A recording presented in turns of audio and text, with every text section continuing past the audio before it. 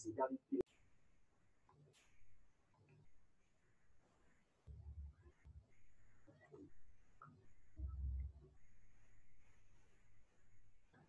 baik. Chemical hazard awareness ya, kewaspadaan untuk bahaya kimia. Ya, ini nanti mulai daripada handling, transportasi, kemudian penggunaannya, nanti akan kita jelaskan supaya kalau bekerja dengan bahan kimia kita sudah tahu bahaya dan cara mengelolanya.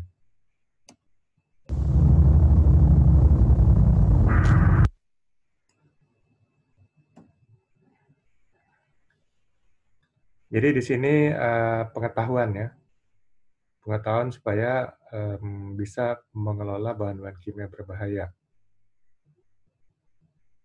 Untuk sertifikasi nanti ada, kalau di Kemnaker ada petugas K3 kimia, lalu ahli K3 kimia. Jadi petugas K3 kimia ini 6 hari, ahli K3 kimia 12 hari. Oke, kimia merupakan satu bahan yang telah menjadi bagian keseharian kehidupan manusia. Banyak manfaat dan keuntungan dari kimia dalam kehidupan manusia. Namun, selain sisi positif dari kimia, tersimpan juga suatu potensi bahaya dan risiko yang tinggi yang dapat merugikan bagi manusia dan bahkan dapat menimbulkan fatality, ya, kematian. Untuk mencegah potensi bahaya dari bahan kimia, maka diperlukan pengetahuan dan sikap yang tepat dalam penanganan bahan kimia ini, mulai dari pembuatan, transportasi, penyimpanan, hingga penggunaan dan pembuangan limbahnya. Untuk pembuatan tidak menjadi bagian yang dibicarakan dalam pelatihan ini ya. Nah, beberapa tahun yang lalu, pada waktu saya sedang membawakan materi safety, ya, K3, jadi ada peserta, dia menceritakan tentang bahayanya bahan kimia. Dia bekerja di suatu perusahaan di daerah Penajam ya, Penajam Pasar Utara. Nah, mereka ini supplier bahan kimia, dan mereka mempunyai tangki-tangki yang berisi bahan kimia.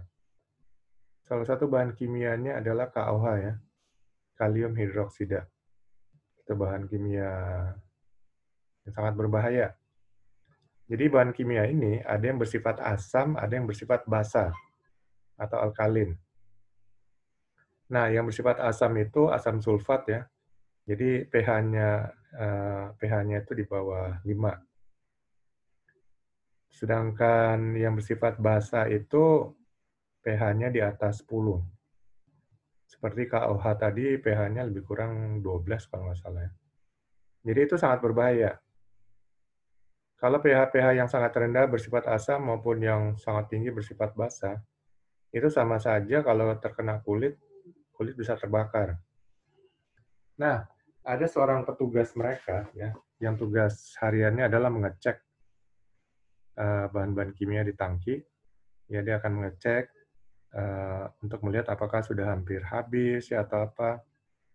Nah, seperti biasa hari itu dia ngecek ya. Jadi standarnya ada, standar operating prosedurnya pakai baju anti api, kemudian buka tutup tangkinya dan dia kemudian mulai mengecek bahan kalium hidroksidanya ya. Itu tugas hariannya. Hari itu dia terburu-buru karena ada suatu undangan atau apa gitu ya yang harus dihadiri. Makanya ya karena terburu-buru dia jadi lalai gitu ya. Dan karena hari-hari tugas seperti itu dia merasa awareness-nya sudah agak berkurang dan karena terburu-buru hari itu dia membypass prosedur. Jadi harusnya dia pakai baju anti api, ini enggak. Jadi langsung ke atas ya, ke atas tangki dia buka. Pada hari itu hujan rintik-rintik ya, sehingga permukaan tangki agak licin Dan saat itulah dia, pas sudah buka, dia kepleset. Kepleset jatuh ke dalam tangki. Jatuh ke dalam tangki, dia buru-buru langsung keluar, langsung ke shower, di situ ada shower juga. Ya, tapi dia udah mulai merasa tubuhnya terbakar. Langsung dia telepon, rumah sakit tempat datang, namun pihak rumah sakit mengatakan mereka nggak mampu, nggak punya bahan untuk pengobatan, ya, peralatan. Jadi mereka propose dia untuk ke Jakarta. Dia langsung dibawa ke Jakarta lewat Bandara Sepinggan, ya, langsung berangkat saat itu juga. Tapi sampai di Jakarta, dia meninggal dalam perjalanan. Dan setelah divisum, dinyatakan meninggal karena luka bakar 90%. Ya. Jadi bahan kimia itu sangat berbahaya. Apalagi bahan kimia berbahaya, BKB, ya. Dan pelajarannya adalah jangan sekali-sekali membypass prosedur. Jadi kalau dia pakai baju anti api, kalaupun tercebur mungkin nggak akan separah itu, ya. Jadi bahan kimia ini sudah menjadi bagian dalam kehidupan manusia, ya. Mulai daripada kimia ini bisa menjadi bahan energi, ya, seperti karbohidrat, lemak, ya. Kemudian saat manusia bernafas juga mengeluarkan CO2, ya, dan H2O, ya. Lalu panas, ya, metabolisme tubuh manusia semuanya berbentuk bahan kimia. Kemudian manusia juga membuat bahan kimia buatan, ya. Lalu lingkungan juga dipengaruhi oleh bahan kimia. DNA manusia juga di strukturnya semuanya adalah kimia. Jadi segala kehidupan maupun lingkungannya itu semuanya adalah kimia. Kimia adalah cabang dari ilmu fisik yang mempelajari tentang susunan, struktur, sifat, dan perubahan materi. Ilmu kimia meliputi topik-topik seperti sifat-sifat atom, cara atom membentuk ikatan kimia untuk menghasilkan senyawa kimia, interaksi zat-zat melalui gaya antar molekul yang menghasilkan sifat-sifat umum dari materi, dan interaksi antar zat melalui reaksi kimia untuk membentuk zat-zat yang berbeda-beda. Bahan kimia adalah struktur kimia tertentu yang membentuk suatu sifat dan wujud dari kimia tersebut, baik dalam bentuk padat, cair, atau gas. Nah, jadi bahan kimia ini tentu ada bahaya dan risikonya, ya. Walaupun itu bukan bahan kimia berbahaya, tapi tetap akan ada dampak dan risikonya. Jadi ini yang harus diketahui, ya, potensi dari bahaya yang dapat menimbulkan kerugian. Waspada adalah berhati-hati, berjaga-jaga, bersiap siaga. Sedangkan lalai, kurang hati-hati, tidak mengindahkan, ya, hal yang seharusnya lengah dan lupa. Nah ini, jadi jangan sampai lalai seperti contoh cerita tadi. Itu cerita nyata, ya, fakta. Undang-Undang Nomor 170 sebagai dasar hukum K3 juga menyatakan tentang bahan kimia, yaitu dalam pasal 2 ayat 2B, ya, dalam tentang ruang lingkup K3. Dibuat, diolah, dipakai, dipergunakan, diperdagangkan, diangkut, atau disimpan bahan atau barang yang dapat meledak, mudah terbakar, menggigit, beracun, menimbulkan infeksi, bersuhu tinggi. Ya, ini bahan kimia. Kemudian dalam pasal 3 ayat 1C, G, dan P, mencegah dan mengurangi bahaya peledakan, mencegah dan mengendalikan timbul atau menyebar luasnya suhu, kelembapan, debu, kotoran, asap, gas, uap, gas, hembusan angin, cuaca, sinar atau radiasi, suara, dan getaran. Kemudian mengamankan dan memperlancar pekerjaan bongkar muat, perlakuan, dan penyimpanan barang, ya, termasuk sini bahan kimia. Kemudian regulasi pemerintah lainnya yaitu Peraturan Pemerintah Nomor 74 Tahun 2001 tentang bahan berbahaya dan beracun, ya, yang selanjutnya singkat dengan B3. Ini adalah bahan yang karena sifat dan atau konsentrasinya dan atau jumlahnya, baik secara langsung maupun tidak langsung dapat mencemarkan dan atau merusak lingkungan hidup, dan atau dapat membahayakan lingkungan hidup, kesehatan, kelangsungan hidup manusia, serta makhluk hidup lainnya. Nah, untuk B3 sendiri ya, ada tata laksana dan pengelolaan B3, pengawasan dan pelaporan B3, Komisi B3 dan K3, penanggulangan kecelakaan dan keadaan darurat dalam penggunaan B3, ya, serta sanksi dan kerugian. Jadi kalau istilah di lingkungan biasanya pakai B3. Tapi kalau istilah Kemnaker ya atau K3 itu pakainya BKB, bahan kimia berbahaya. Nah, ini Kemnaker nomor 187 tahun 99. Bahan kimia berbahaya adalah bahan kimia dalam bentuk tunggal atau campuran yang berdasarkan sifat kimia dan atau fisika dan atau toksikologi ya. Toksikologi ini ilmu yang mempelajari tentang bahan-bahan beracun ya, toksik. Berbahaya terhadap tenaga kerja, instalasi dan lingkungan. Nilai ambang batas yang selanjutnya disebut NAK adalah standar kuantitas bahan kimia berbahaya untuk menetapkan potensi bahaya bahan kimia di tempat kerja. Ya, jadi contohnya lethal dose 50 ya atau LD50 adalah dosis yang menyebabkan kematian pada 50% binatang percobaan.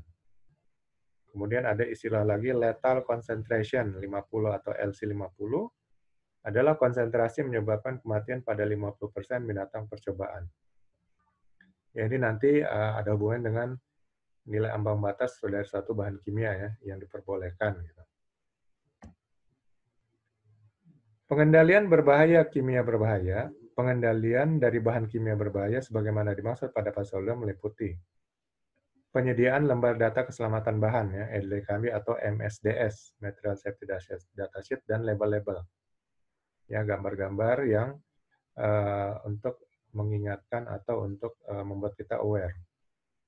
Kemudian penunjukan petugas K3 kimia dan ahli K3 kimia.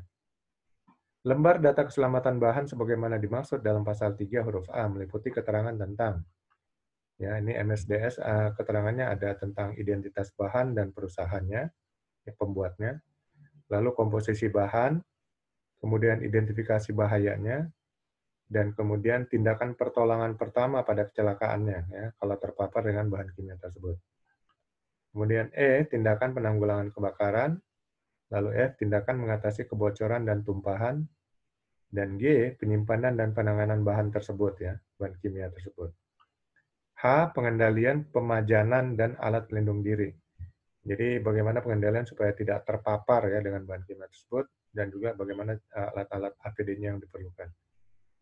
I, sifat fisika dan kimianya, J, stabilitas dan reaktivitas bahan tersebut, K, informasi toksikologi ya, daya racunnya, L, informasi ekologi, M, pembuangan limbah, N, pengangkutan bahan, O, informasi peraturan perundang-undangan yang berlaku, dan P, informasi lain yang diperlukan.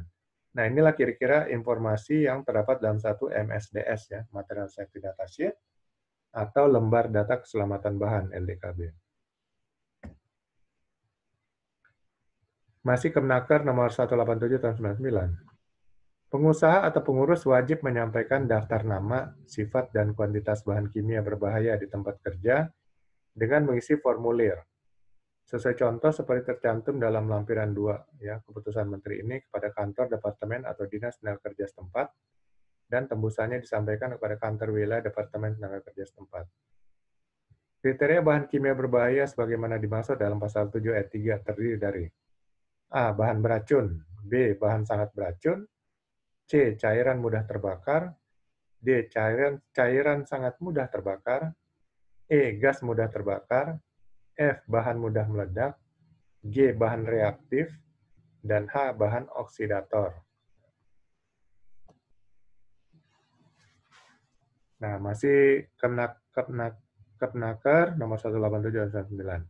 Ini nilai ambang kuantitas ya, NAK, bahan-bahan kimia yang tertera dalam pasal 13.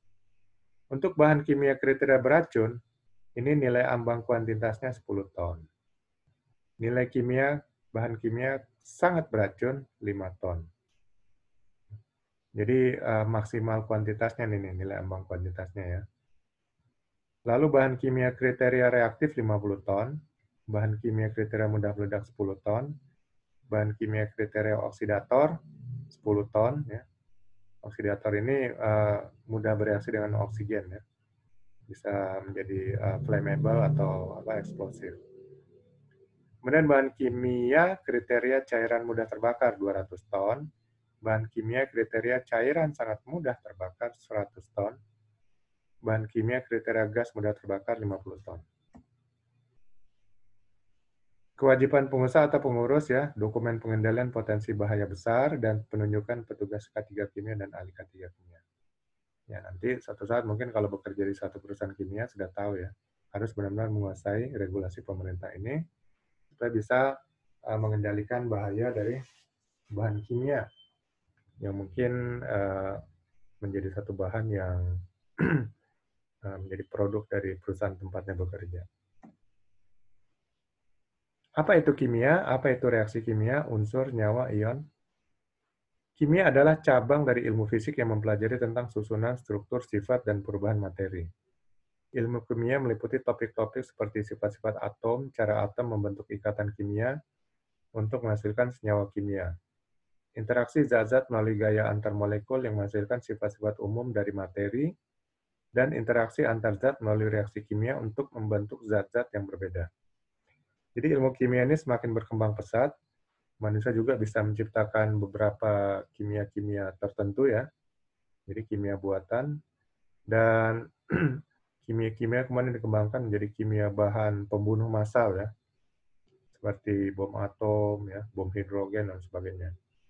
Jadi kedepannya ilmu kimia bisa untuk semakin mensejahterakan manusia, bisa juga menjadi ancaman bagi kehidupan manusia. Reaksi kimia adalah suatu proses alam atau proses buatan yang menghasilkan perubahan senyawa kimia. Unsur adalah sekelompok atom yang memiliki jumlah proton yang sama pada intinya. Jadi unsur ini bukan bedanya dengan senyawa ya. Kalau senyawa itu sudah gabungan dari beberapa unsur. Senyawa merupakan satu zat yang dibentuk oleh dua atau lebih unsur dengan perbandingan tetap untuk menentukan susunannya. Ion atau spesies bermuatan atau suatu atom atau molekul yang kehilangan atau mendapatkan satu atau lebih elektron. Jadi unsur itu ya, apabila dia kehilangan salah satu elektron ya, jadi satu unsur atau atom itu dia memiliki jumlah elektron dan proton yang sama pada inti, juga neutron ya, neutron tidak bermuatan. Nah, elektron ini berputar mengelilingi inti. Lalu karena satu dan lain hal, ada elektron yang kemudian berpindah. Nah, itu namanya atom atau unsur tersebut menjadi satu ion ya. Karena dia kehilangan kehilangan satu elektron, dia akan menjadi bermuatan positif. Lalu kalau ada atom yang kelebihan elektron, dia menjadi bermuatan negatif.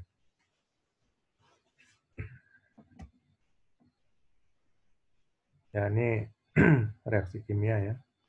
Bagaimana hidrogen, dua atom hidrogen, 4 ya.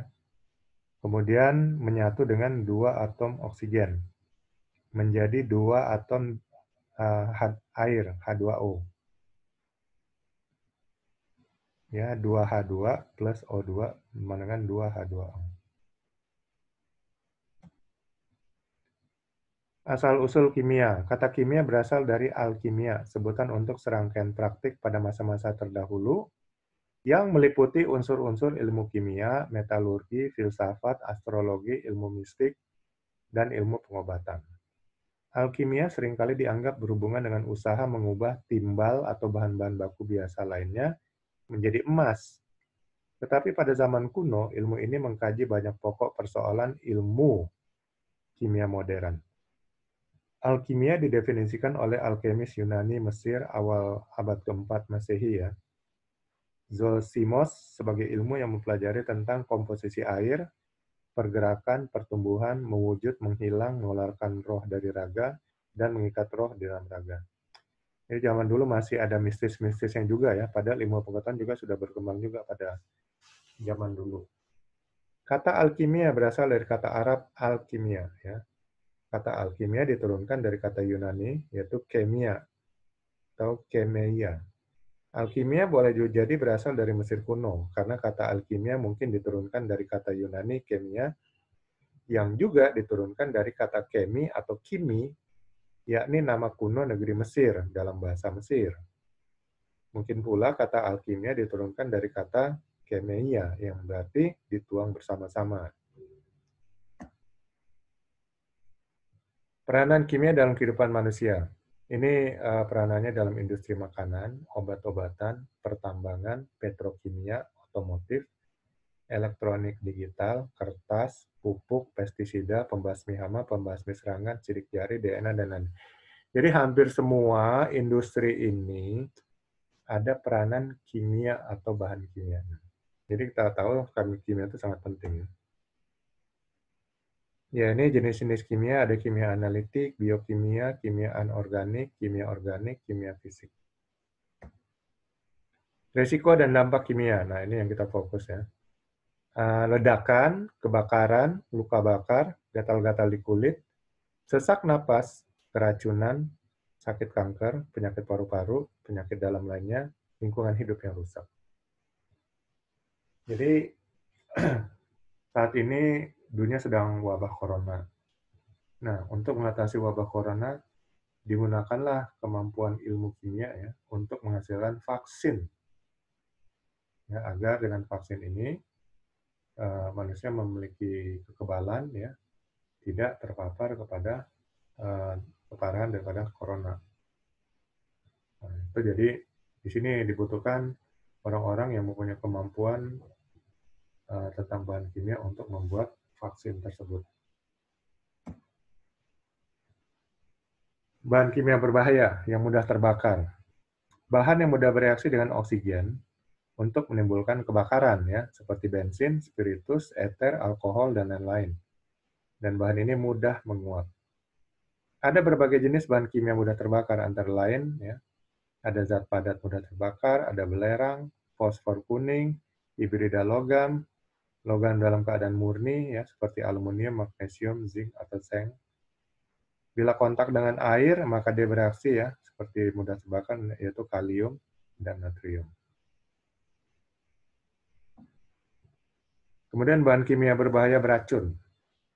Adalah bahan kimia yang dalam jumlah kecil menimbulkan keracunan pada manusia atau makhluk hidup lainnya. Umumnya, zat-zat toksik masuk lewat pernapasan atau kulit, kemudian beredar ke seluruh tubuh atau ke organ-organ tertentu. Bahan kimia tersebut dapat langsung mengganggu organ-organ tubuh tertentu seperti paru-paru, hati, dan lain-lain. Tetapi dapat pula zat-zat tersebut berakumulasi, ya, tergantung pada sifatnya, ke dalam tulang, hati, darah, atau cairan limpa, dan organ lain, sehingga akan menghasilkan efek dalam jangka panjang. Ya.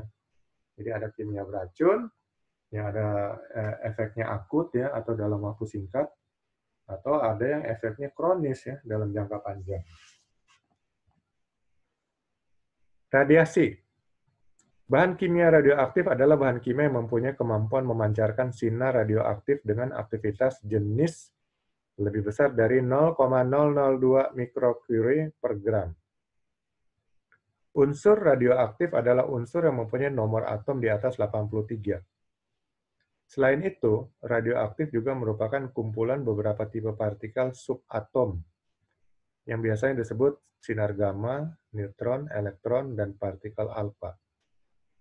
Radioaktif itu bersifat melaju melalui celah atau rongga ruang dengan kecepatan tinggi, yaitu sekitar 100.000 mili per second.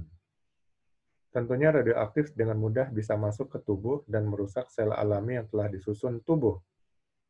Ini bisa menyebabkan sel kanker yang mematikan di dalam tubuh kita, dan jika mengenai bagian reproduksi, bisa merusak generasi umat manusia.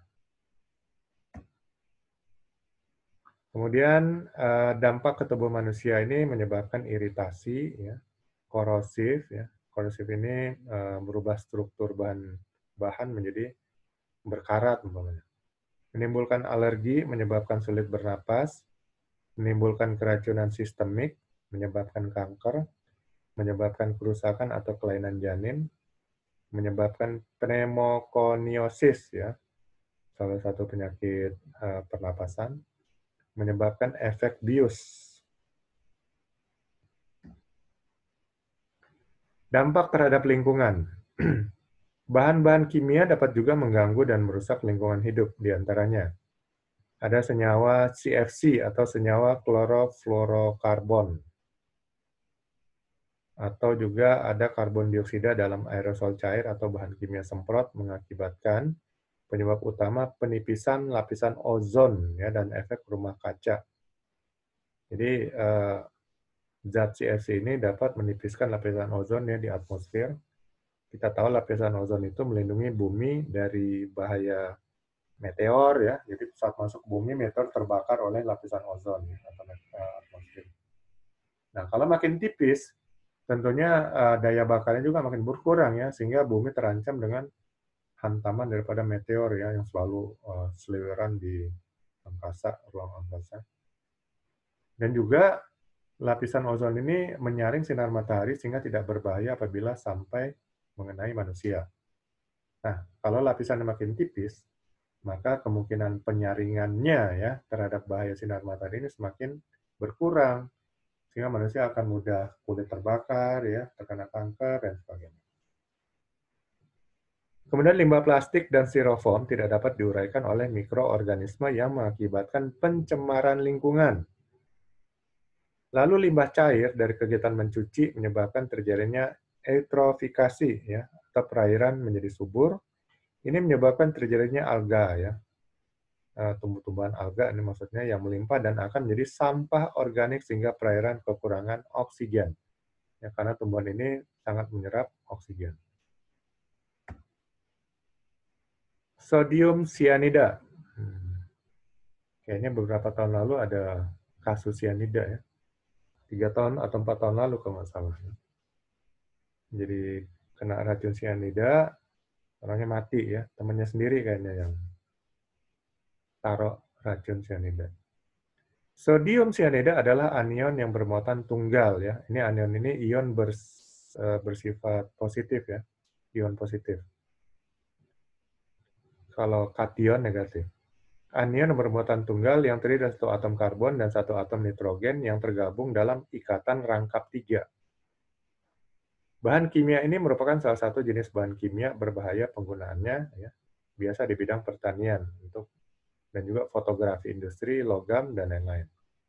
Dalam penggunaannya ini untuk pengolahan mineral yang untuk memulihkan emas, tembaga, seng, dan perak yang mewakili sekitar 13% dari konsumsi secara global dengan 80% sisa. Jadi sodium cyanida ini selain beracun, tapi dia juga berguna untuk industri pertambangan, ya, ya terutama untuk sebagai pemurni ya dari bahan-bahan tambang mineral ya, seperti tadi emas, tembaga, seng, perak. Kemudian ada jenis asam sulfat, H2SO4, hidrogen klorida. Kalau KOH ini jenis basa ya. Nah, ini semua bahan-bahan kimia berbahaya, dan ini asam kuat, ini basa kuat.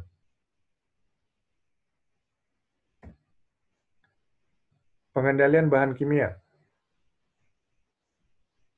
Inherently Safer Alternative atau ISA. ISA adalah strategi pengendalian bahaya dengan cara mengganti bahan baku atau proses berbahaya dengan bahan baku atau proses yang tingkat bahayanya lebih rendah. Nah, kemudian ada cara passive control. Passive control adalah mengurangi bahaya atau resiko dengan merancang proses dan peralatan yang lebih aman. Passive control dapat mengurangi frekuensi atau konsekuensi dari bahaya tersebut tanpa fungsi aktif peralatan apapun, misalnya tempat penampungan, dinding tahan api, pipa atau tangki yang tahan terhadap tekanan tinggi. Kemudian active control menggunakan sistem engineering control, misalnya sebagai interlock atau emergency shutdown system atau smoke detector, dan lain sebagainya. Lalu ada procedural control. Ini procedural control disebut juga administrative control, yaitu proses pengendalian dengan cara membuat prosedur administratif sehingga mengurangi bahaya dan risiko dari bahan kimia. Ya, ini pasif kontrol ini sama seperti mengontrol bahaya kebakaran ya. Kalau pasif itu tidak langsung memadamkan api, tapi bertahan terhadap bahaya dari api. Kalau aktif kontrol ini langsung menyerang apinya. Ya, ini seperti apa? Nanti ada kalau dalam pengendalian kebakaran ya, APAR, kemudian hidran dan sebagainya. Nah, pengendalian bahan kimia kita juga bisa pakai standar manajemen resiko yaitu ISO 31000 ya. Dengan hierarki pengendalian resiko ya, eliminasi, substitusi, kontrol engineering, kontrol administrasi, dan pemakaian APD. Ini eliminasi menghilangkan bahaya sumber bahayanya atau sumber resiko. Substitusi mengganti peralatan, bahan kerja, ya, metode kerja atau orangnya ya dengan yang lainnya sehingga risikonya lebih rendah. Control engineering mengelola desainnya ya sehingga kontrol risikonya lebih rendah. Kontrol administrasi mengatur waktu ya, mengatur metodenya ya, mengatur orangnya dan sebagainya sehingga bahayanya atau resikonya lebih rendah. Dan terakhir bisa digabung dengan APD. Manajemen saat transportasi. Angkutan bahan kimia. Barang yang diangkut bahan kimia B3 ya, mempunyai nilai jual. Kemudian informasi jenis B3 berdasarkan MSDS. Sistem pelaporan terintegrasi dengan registrasi B3-nya, bahan berbahaya beracunnya. Lalu evaluasi distribusi peredaran B3. Jadi sebelum bahan kimia berbahaya diangkut, ini semuanya diregister dulu ya. Register, kemudian diangkut dengan standar operating prosedur ya yang ada.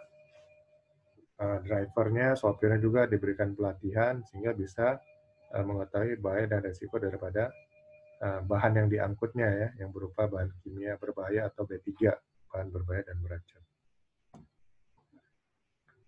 Kebijakan transportasi bahan kimia berbahaya. Dengan melakukan upaya pencegahan dan atau mengurangi potensi bahaya B3 terhadap lingkungan hidup dan juga kesehatan manusia selama proses pengangkutan B3 ya, bahan berbahaya dan beracun tersebut. Melakukan upaya pencegahan kemungkinan penyalahgunaan B3. Ya, jadi B3 itu kadang-kadang ada orang-orang tertentu yang mereka membutuhkan lalu mereka kemudian akan mensabotase gitu ya. Jadi ini tindakan kriminal yang juga harus diperhitungkan saat transportasi. Mengupayakan harmonisasi pengaturan dengan sistem global ya. GHS atau Globally Harmonized System. Jadi sistem terpadu secara global ya sehingga semuanya bisa terpantau. Melakukan evaluasi terhadap peredaran dan distribusi B3. Ya, jadi mulai dari eksportir ya ini sudah dikelola, jangan sampai ada sabotase gitu ya. Transport, kemudian di gudang disimpan ya, lalu dipakai. Nah, nanti limbahnya ini ada dikelola lagi limbah B3. Izin transportasi bahan kimia berbahaya dan bahan kimia berbahaya. Izin penyelenggaraan angkutan barang khusus sebagaimana dimaksud dalam pasal 102 diberikan oleh Menteri yang bertanggung jawab di bidang sarana dan prasarana lalu lintas dan angkutan jalan. Jadi Menteri Perhubungan ya. Izin penyelenggaraan angkutan alat berat sebagaimana dimaksud dalam pasal 173 diberikan oleh Menteri yang bertanggung jawab di bidang sarana prasarana lalu lintas. Jadi semua izin dikeluarkan oleh untuk transportasi ya, Kementerian Perhubungan. Kalau transportasi darat ya dari Dirjen Pupdar ya, Perhubungan Darat. Laut ya Dirjen Perhubungan Laut, dan Udara Dirjen Perhubungan Udara. Yang dimaksud angkutan barang khusus adalah angkutan yang membutuhkan mobil barang yang dirancang khusus untuk mengangkut benda yang berbentuk curah, cair, gas, peti kemas, tumbuhan, hewan hidup, dan alat berat, serta membawa barang berbahaya antara lain ya. Barang mudah meledak, gas mampat, gas cair, gas terlarut pada tekanan dan temperatur tertentu, padatan mudah menyala, bahan penghasil oksigen, oksidan, racun dan bahan yang mudah menular, barang yang bersifat radioaktif, bahan yang bersifat korosif. Ini angkutan khusus. Jadi untuk angkutan khusus juga itu ada prosedurnya ya, izinnya dan segala macam. Sopirnya juga harus sudah diberikan pelatihan khusus ya, untuk pengangkutan ini. Kemudian ada simbol dan label-label B3 ya yang dicantumkan juga di dalam kendaraannya. Nah, ini ya. Ini berdasarkan keputusan Menteri Lingkungan Hidup nomor 3 tahun 2008 ya, tata cara pemberian simbol dan label bahan berbahaya dan beracun. Kemudian simbol dan label limbah bahan berbahaya dan beracun berdasarkan keputusan nomor 5 Bapedal ya, Badan Pengendali Dampak Lingkungan.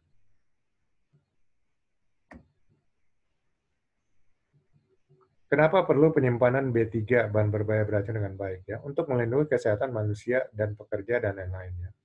Menghindari tumpahan pencemaran lingkungan, mereduksi potensial kerugian ekonomi. Ya, jelas kalau ada dampak lingkungan tentu akan sanksi bagi perusahaan ya sangat besar, meningkatkan efisiensi produksi dan memenuhi peraturan yang berlaku. Informasi yang diperlukan dalam penanganan B3 ya. Jadi nama dan formula bahannya ya. Sifat fisiknya, wujud fisiknya, apakah gas, cair atau padat. Sifat kimianya ya, apakah reaktif atau lain-lainnya. Sifat bahayanya, apakah toksisitas, flammable, eksplosif dan lain-lain. Nah, tadi transportasi, sekarang penyimpanan. Persyaratan lokasi letak bangunan penyimpanan B3. Hindari berdekatan dengan sungai. Ya, mungkin nanti ada rembesan masuk ke dalam sungai, terjadi pencemaran sungai ya dan laut karena sungai menuju laut. Diupayakan berada sejauh mungkin dengan aktivitas umum maupun dengan manusia atau dengan orang yang tidak berhubungan kerja dengan pengelolaan B3. Berada pada daerah bebas banjir. Tempat penyimpanan berada pada lokasi atau lahan yang bebas atau memiliki perlindungan dari berbagai kemungkinan gangguan yang berasal dari sekelilingnya, seperti efek domino kebakaran, ya, dari bangunan dekatnya, atau sambaran petir, atau sumber panas dan atau pemicu kebakaran, gempa, longsor, dan sumber gangguan lain. Tempat penyimpanan harus memiliki akses dan prasarana yang untuk pemadam kebakaran, ambulans, dan atau kendaraan tanggap darurat lain untuk memasuki lokasi.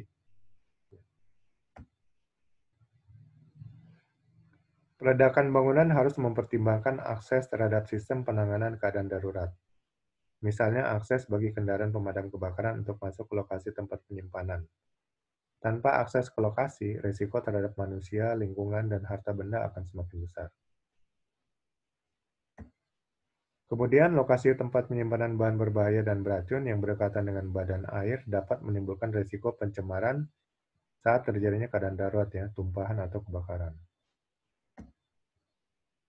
Konstruksi tempat penyimpanan bahan berbahaya dan beracun. Ini harus memiliki struktur yang stabil, kokoh untuk mendukung beban muatan. Kemudian bahan tahan api serta memiliki sistem untuk membatasi kecepatan menjalarnya api dan asap kebakaran. Kemudian ada proteksi aktif ya, yaitu seperti APAR, hidran, dan kemampuan bangunan gedung dalam mencegah bahaya petir melalui sistem penyalur atau penangkal petir. Dirancang sesuai dengan karakteristik bahan yang akan disimpan di dalamnya. Dilengkapi dengan sistem penampungan bila terjadi tumpahan atau ceceran. Kemudian keamanan lokasi juga ini perlu diperhatikan ya. Ini pagar harus cukup aman ya, tinggi, bahannya cukup kuat. Kemudian sistem penerangan yang cukup ya. Kemudian sistem keamanan 24 jam sehari, ada sistem alarm, ada sistem penguncian, dan ada sistem ventilasi yang cukup ya, di sirkulasi udara. Pencahayaan yang cukup, kenyamanan ruang gerak, dan hubungan antar ruang. Cara menghindari bahan kimia masuk jalur pernafasan ya. Penanganan dalam ruang khusus atau lemari asam bekerja dengan arah angin dari pekerja ke sumber. Ya. Jadi jangan sampai kita membelakangi arah angin lah. Oh sorry, jangan sampai kita melawan arah angin sehingga itu akan kalau terjadi kebakaran kita akan terpapar atau bahan kimia berbahaya beracun ya kita akan terhirup terus. Ruang kerja berventilasi, memakai alat pelindung masker atau respirator yang tepat supaya bahan kimia tersebut tidak masuk ke paru-paru. Lalu kasih tanda-tanda ya. Seluruh lorong demarkasi diberi warna kuning terang yang jelas dengan lebar 75 mm. Jalan lintas harus diberi demarkasi dengan garis yang berwarna merah tua dengan lebar 75 mm. Kemudian ada marka untuk daerah tempat penyimpanan peralatan keselamatan dan kesehatan kerja dengan latar belakang warna putih disertai dengan garis miring warna hijau selebar 75 mm. Dan jarak di antaranya 75 mm. Ini kasih tanda-tanda marka. Ya ini. Kemudian daerah yang bebas dari tumpukan barang ya. Kemudian seluruh daerah tempat penyimpanan harus jelas diberi garis demarkasi berwarna abu-abu. Warna garis demarkasi tidak boleh pudar ya. Daerah demarkasi tidak boleh terhalang oleh benda apapun. Kemudian tadi transportasi, penyimpanan, dan sekarang penggunaan. Manajemen penggunaan bahan kimia. Hati-hati saat mengeluarkan bahan kimia dari kontainernya. Ya. Selalu mengacu kepada lembar data keselamatan bahan ya atau MSDS ya, Material Safety Data Sheet-nya, serta analisa bahaya dijadikan acuan. Perhatikan prosedur jika harus ada pengangkatan manual maupun dengan forklift ya. Jangan sampai terkena bahaya ergonomi. Jika terjadi tumpahan, hubungi segera bagian safety atau tim penanggulangan keadaan darurat jika tumpahan cukup besar. Hanya petugas yang telah terlatih dan bersertifikat yang diperbolehkan menangani penggunaan bahan kimia berbahaya. Alat pelindung diri selalu dipakai, ya, juga shower tersedia di area penggunaan. Lalu medical check-up berkala 6-12 bulan sekali untuk petugas yang aktif bertugas. Kemudian pelabelan bahan kimia, bahaya kimia. Tata cara pemberian label untuk bahan kimia berbahaya atau B3 mengacu pada Kepmen Lingkungan Hidup, Menteri Lingkungan Hidup nomor 3 tahun 2008. Melabeli dengan gambar dan tanda-tanda peringatan akan bahaya dan risiko dari bahan kimia berbahaya wajib dilakukan dan ditempatkan di area penyimpanan, di area pemindahan, dan di area penggunaan, pertama untuk mengingatkan agar patuh dan taat pada prosedur standar. Ya. Jangan shortcut. Ya. Kemudian analisa JSA, ya, Job Safety Environment Analysis, dan petunjuk dari lembar data keselamatan bahan atau MSDS, serta aktivitas dengan bahan kimia berbahaya hanya boleh dilakukan oleh para pekerja yang kompeten dan memiliki izin bekerja dengan bahan tersebut ya sudah tersertifikasi, serta mengingatkan pada ketaatan penggunaan APD dan alat-alat keselamatan untuk bekerja dengan bahan kimia berbahaya. Ya, ini contoh-contoh pelabelan. Ini label untuk B3 ya, klasifikasi pengoksidasi, oxidizing, atau mudah bereaksi dengan oksigen. Kemudian ini bersifat flammable ya, atau mudah terbakar. Ini bahan kimia beracun, ya, toksik. Kemudian berbahaya, harmful. Lalu ini bersifat mengiritasi, ya, iritan ya, bisa melukai kulit. Ya.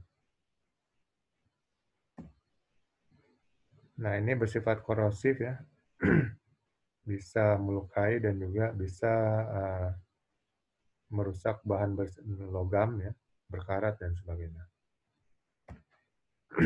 Kemudian ini klasifikasi bersifat berbahaya bagi lingkungan.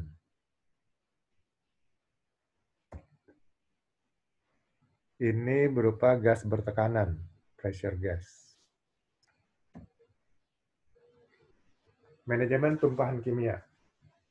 Untuk menangani tumpahan dilakukan oleh tim penanggulangan keadaan darurat yang telah dilatih khusus untuk melakukan aktivitas pekerjaan tersebut dan telah tersertifikasi Kemnaker, yaitu petugas K3 Kimia. Penanganan tumpahan bahan kimia berbahaya wajib dilakukan dengan alat pelindung diri dan alat-alat keselamatan untuk pekerjaan dengan bahan kimia berbahaya, serta alat khusus untuk penanganan tumpahan bahan kimia, serta dilakukan sesuai prosedur standar yang ditetapkan oleh perusahaan.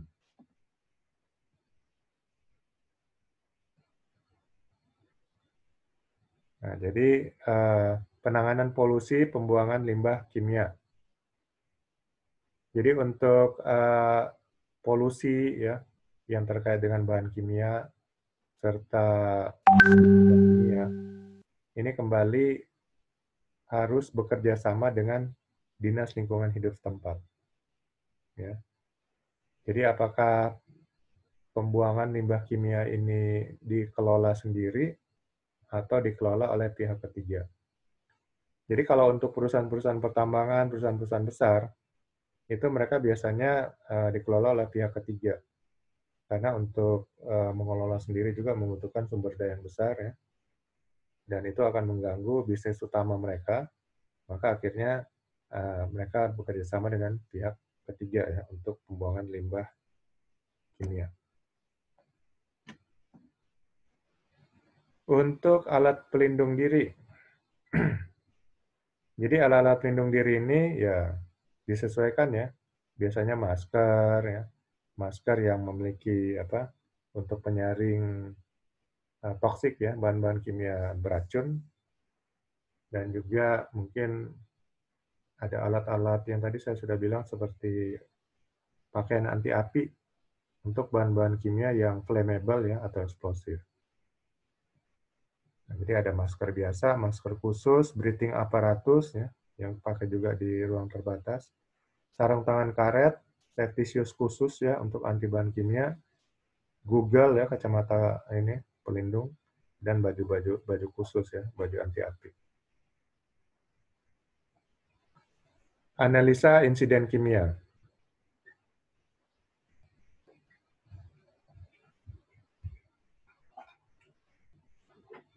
Kecelakaan kerja akibat bahan kimia ada yang ringan, cuma gatal-gatal di kulit atau sedikit keracunan, namun ada yang fatal menyebabkan kematian. Ada yang menderita luka bakar 90% ya, yang tadi saya ceritakan, terkena bahan kimia cair. Kebanyakan terjadi karena tidak memakai APD. Ya, ya tadi dalam cerita saya yang di awal itu, karena tidak sesuai prosedur, dia harusnya memakai baju anti api. Tapi karena buru-buru ya, itu akhirnya fatality ya. Juga karena kurangnya pengetahuan tentang bahaya kimia, namun kasus terbanyak adalah karena menganggap remeh bahaya bahan kimia tersebut. Ini contoh kasus-kasus yang terjadi ya. Ini karena bahan amonium nitrat ya, bahan peledak. Meninggal 561 orang, luka-luka 1.900. Terjadi di Jerman tahun 1921. Ini terjadi peledakan. Kemudian amonium nitrat juga ya. Korban meninggal 576, luka-luka 3.000 orang, terjadi di Amerika Serikat tahun 47 karena peledakan. Kemudian karena bahan kimia dimethyl ether, meninggal 245 orang, luka-luka 3.800, terjadi di Jerman tahun 1948 karena peledakan. Kemudian bahan kimia butana, meninggal 36 orang, luka-luka 78, terjadi di Brazil tahun 72. Kecelakaannya karena peledakan. Kemudian bahan kimia propilen, ya, meninggal 14 orang, luka-luka 107, terjadi di Belanda tahun 75 karena kebakaran. Kemudian bahan kimia TCDD, ya, meninggal 30 orang, luka-luka 220.000 orang. Terjadi di Italia tahun 76 karena gas beracun. Kemudian bahan kimia propana meninggal 51 orang, luka-luka tidak tercatat terjadi di Spanyol tahun 80 karena peledakan. Kemudian LPG ya, ini gas, meninggal 650 orang, luka-luka tidak tercatat terjadi di Meksiko tahun 84 karena peledakan. Bahan kimia MIC, meninggal 2.000 orang, luka-luka 200.000 orang, terjadi di India tahun 84 karena gas beracun. Oh nih, pabrik batu baterai Freddy ya, yang meledak menimbulkan gas beracun di India. Terjadi di Bhopal, makanya ada istilah gas Bhopal waktu itu. Kemudian klorin, ya ini luka-luka 50 orang terjadi di Sumatera Utara tahun 93 karena gas beracun. Dan bahan kimianya amonia, meninggal 6, luka-luka tidak ada, terjadi di Pemalang tahun 93 karena gas beracun. Natrium hidroksida NaOH, meninggal 1 orang, luka-luka 25 orang, terjadi Cilegon tahun 97 karena peledakan. Kemudian bahan kimianya monomer, meninggal tidak tercatat, luka-luka tidak tercatat, terjadi Cilegon tahun 2000 karena kebakaran. Kemudian malic anhydride, meninggal 2 orang, luka-luka 46 orang, terjadi Gresik tahun 2004 karena peledakan. Ya, ini contoh-contoh bahan kimia berbahaya ya, yang menyebabkan terjadinya kalau nggak peledakan, kebakaran, gas beracun, dan sebagainya. Jadi dari sini kita lihat betapa berbahayanya bahan kimia tersebut ya. Sikap dalam bekerja dengan bahan kimia berbahaya. Budaya kerja yang aman dan selamat wajib diciptakan di tempat kerja yang menggunakan bahan kimia berbahaya.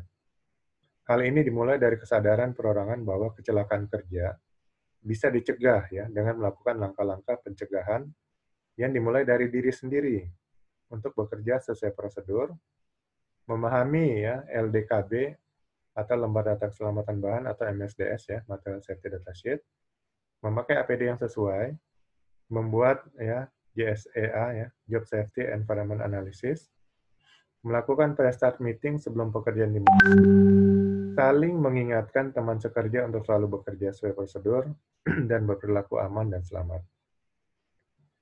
Lalu evaluasi kerja mingguan, safety talk regular, telah diberi pelatihan tentang regulasi pemerintah di bidang bahan kimia berbahaya, memahami dan melaksanakan materi pelatihan K3 kimia, ya. Dengan menerapkan semua kebiasaan di atas, maka diharapkan kecelakaan kerja yang tidak diharapkan dapat diminimalisir. Prosedur standar bekerja dengan bahan kimia berbahaya. Ya. Selalu mengacu pada prosedur internal perusahaan ya, dalam memakai, memindahkan, menyimpan, dan menggunakan bahan kimia berbahaya. Jangan pernah beri tempat kepada sikap toleransi untuk tidak mentaati prosedur dan standar, dan jangan pernah melakukan shortcut ya, atau jalan pintas terhadap prosedur standar tersebut. Lembar data keselamatan bahan atau LDKB atau Material Safety Data Sheet atau MSDS adalah hal mutlak yang perlu dipahami semua operator, teknisi staff, dan supervisor yang bekerja dengan bahan kimia berbahaya. Jadi harus dipelajari nih, masing-masing bahan kan beda ini bahayanya ya. Jadi pelajari LDKB atau MSDS-nya. Setelah mengetahui dan memahami, maka melaksanakan dalam tugas dan pekerjaannya dalam penanganan dan penggunaan bahan kimia berbahaya tersebut. Nah, untuk JSA atau JSEA perlu dibuat untuk setiap aktivitas pekerjaan yang berhubungan dengan bahan kimia berbahaya. Karena dengan membuat JSA atau JSEA dalam tim, maka kewaspadaan dan kehati-hatian akan meningkat, sehingga semua pekerja selalu awas terhadap bahaya dan risiko terkait penanganan dan penggunaan bahan kimia berbahaya tersebut. Kemudian pemeriksaan kesehatan yang medical check-up harus dilakukan secara rutin ya.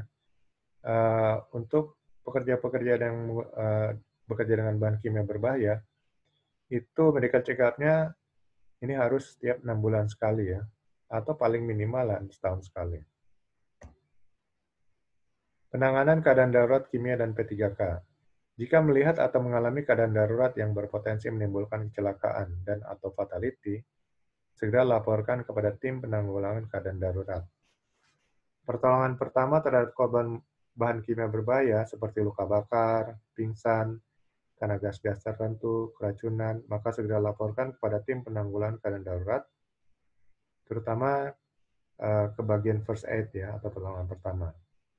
Tim first aider harus dipastikan telah dilatih dan dibina dengan pelatihan P3K dan sertifikasi dari Kementerian Ketenagakerjaan sehingga akan selalu berkoordinasi dengan instansi terkait untuk tugas dan tanggung jawab mereka.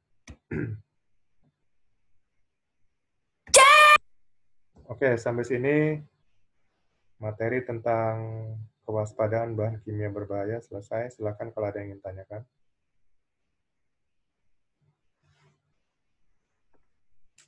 Selamat pagi Pak Mario. Ya, selamat pagi. Mau nanya ini sih Pak. Hmm. Kalau tadi kan paling banyak dijelaskan tindakan preventif kan ya, sama rata-rata menjelaskan tentang kayak simbol-simbol, terus APD-nya apa aja. Nah, kalau untuk prosedur ketika kita melakukan entah itu pengecekan gas yang berbahan dasar kimia itu prosedurnya apa aja sih Pak? Prosedur Makasih Pak. gas. Maksudnya prosedur gas Misalnya itu kita gimana? Maksudnya kita masuk ke ruang ke suatu ruangan yang ibaratnya di situ terdapat eh, gas berbahaya nih, tapi kita kan harus mendeteksi dulu kan sifat gasnya seperti apa, yang bisa mengganggu pernapasan atau enggak. Itu prosedurnya gimana aja sih selain menggunakan APD yang sudah dijelaskan tadi ya Pak? Itu kayaknya udah kita bahas di conference pers ya. Jadi kalau kita menggunakan satu bahan kimia, ya kita sudah tahu bahannya apa. Nah, itu kan bahan kimia kelihatan. Nah, kalau kita masuk ke suatu ruangan yang seperti ruang terbatas, ya, confined space, itu kita nggak tahu bahan kimia apa, gas-gas berbahayanya apa aja. Kalau ini kita sudah tahu, ya. Jadi nggak perlu gas detektor atau apa. Kita sudah tahu, oke, saya bekerja dengan bahan kimia ini. Nggak perlu gas detektor, kita udah tahu bahayanya apa. Tinggal lihat, pelajari MSDS-nya, ya, atau lembar data keselamatan bahannya. Di situ jelas ya, bagaimana penanganannya, ya bagaimana transportasinya, penyimpanan. Jadi semua sudah jelas di MSDS ya. Lalu kalau terjadi keracunan, bagaimana penanganannya, kalau terjadi kebakaran, udah. Jadi tugas ISO officer hanya pelajari MSDS-nya. Nanti setiap bahan kimia itu pasti akan dikirimkan MSDS-nya. Dari situ sudah ketahuan sifat berbahaya dari bahan tersebut ya. Kemudian bagaimana menghandle-nya. Gitu. Oh, jadi kita tidak perlu melakukan pengecekan ada gas apa aja yang berbahaya gitu ya Pak? Cukup ngebaca dari LMDS saja. Iya, karena kita sudah tahu bahan kimia yang kita gunakan apa kan. Jadi tinggal pelajari MSDS-nya. Berbeda kalau kita masuk ke confined space, kita nggak tahu bahan apa gas berbahaya apa yang ada di situ. Nah, jadi kita harus pakai gas detektor. Gitu Oh, ya. baik Pak. Terima kasih Pak. Ya. Dan di sini juga memang hanya awareness ya. Kan tadi memang judulnya awareness, kewaspadaan. Jadi di sini hanya knowledge kita, bagaimana kita menghandle bahan-bahan kimia ini supaya kita dan orang-orang lain, para pekerja lain tidak terpapar dengan bahayanya. Jadi bagaimana mulai dari transportasinya ya, sampai dimasukkan ke gudang, lalu di gudang penyimpanannya seperti apa, dan perlu diperhatikan juga MSDS-nya, karena nanti di MSDS itu akan menjelaskan, ini nggak boleh disimpan bersama dengan bahan kimia ini. Ya, ada nanti. Karena mereka akan bereaksi, lalu mungkin setelah udaranya semakin padat di gudang itu, bisa terjadi ledakan. Jadi ada kimia-kimia tertentu yang nggak boleh digabung penyimpanannya. Harus dipisah. Nah, itu nanti ada peringatan di MSDS-nya. Jadi ya sebagai safety officer ya tugas utama memang harus pelajari MSDS-nya. Harus benar-benar paham ya sifat berbahaya dari bahan kimia tersebut yang ada di material safety datasheet atau lembar data keselamatan bahan.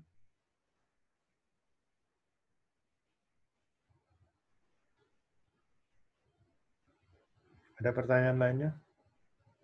Baik Pak, terima kasih Pak. Oke, kita akan masuk ke materi yang kedua. Saya